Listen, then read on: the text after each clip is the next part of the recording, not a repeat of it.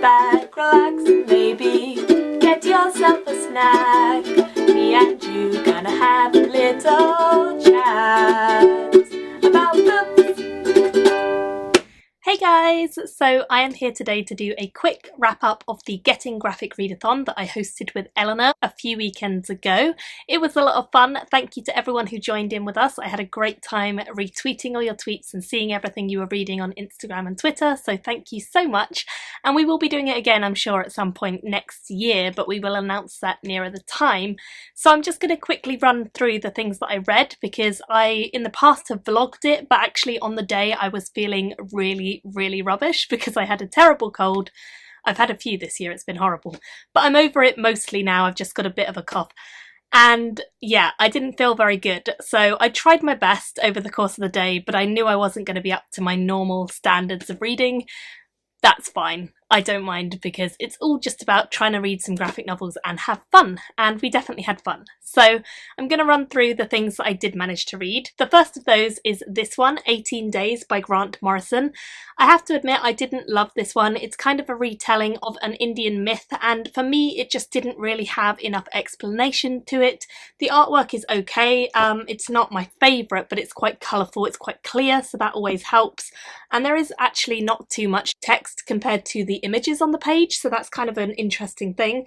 But I feel like I just didn't get enough out of this. I don't feel like it actually gave me a story. It felt kind of half like a story and half like it was just throwing you into the action.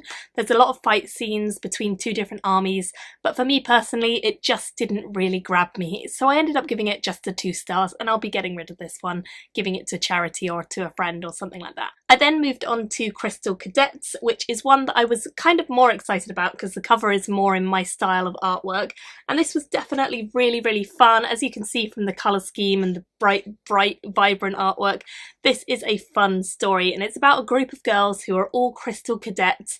Basically, they get crystals given to them by their family, and they have to try and save the world from the darkness which is spreading and taking over on their magical beasts that they have. Some have dragons, one has a giant butterfly. It's a bit weird, I must admit. So much fun, and definitely one that I would hugely recommend for kids. I do think it's quite young. It does feel like it's aimed at a really young audience, so maybe children rather than teens, but I would still say it was a lot of fun to read, and I ended up giving it a 3 stars in the end, so that was an improvement on the first. I then went on to read this one, which was one that was lent to me by a friend of mine, so thanks Lauren. This is Lazarus Volume 5. I definitely want to continue on with the series after reading this. I really enjoy it. I think the thing that Lazarus does well is that it really has that amazing blend of emotional characters and action and fight scenes.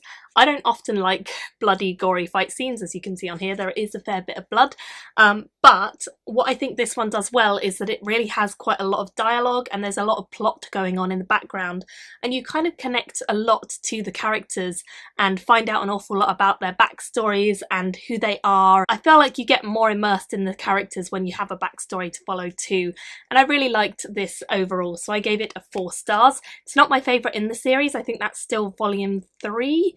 But I really enjoy this series generally, and would certainly recommend it if you like kick-ass females and emotional depth in your comics. Then I went on to this beauty, Monstrous Volume 2, which I had been waiting to read.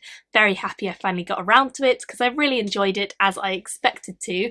I absolutely adored the first volume. I gave it a 5 stars, and this one I gave a 4.5.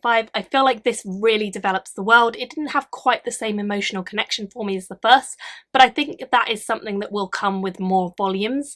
The artwork in this series is incredible. I mean, you can see from the cover it's gorgeous, but just every page is beautiful. Even the ones which have loads of horrible things going on, they're still really beautiful, and there's so much detail and intensity in these pages. There's so many things to spot in the background of big scenes, and I just feel like it's incredibly well put together. And I do feel like the story of this one really helped to flesh out the world. It helped to develop things. It really kind of told you a lot more about where this monster inside our main character came from and what this monster is aiming to do and things like that. So I really enjoy that, and I definitely think it's a series that I would absolutely love to continue on with. So this was my favourite of the graphic novels that I read on the day. And then finally I read this one, which is a non-fiction Harry Potter The Character Vault.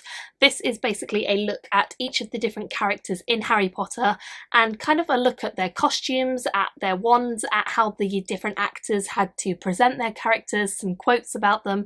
You don't get an awful lot of information about each of the characters, which was something I was a little bit disappointed by, because I feel like although there is lovely artwork and although there's lots of different pictures of like the costuming and things like that, I felt like it would have been nice to have a couple more pages on especially the key characters, just because I feel like you didn't quite get as much as I wanted in terms of detail. It's still a very insightful book, and perhaps if you hadn't read any of the other sort of behind the scenes Harry Potter books, then it would be really, really good. But because I have already read quite a few of the behind the scenes books, for me it just didn't quite have the same depth that I wanted, but I still really enjoyed it, so I gave it a 3.5 in the end. So that is everything I managed to get through on the day, and I'm quite happy with that considering I didn't feel great and the second half of the day I spent mostly in bed.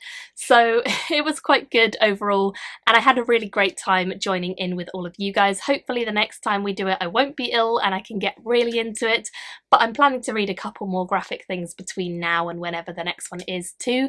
Do let me know in the comments if you guys joined in, what you found as your top read of the day, and let me know if you are going to be joining in and reading some of the ones I mentioned in this video, because I'd love to hear your thoughts.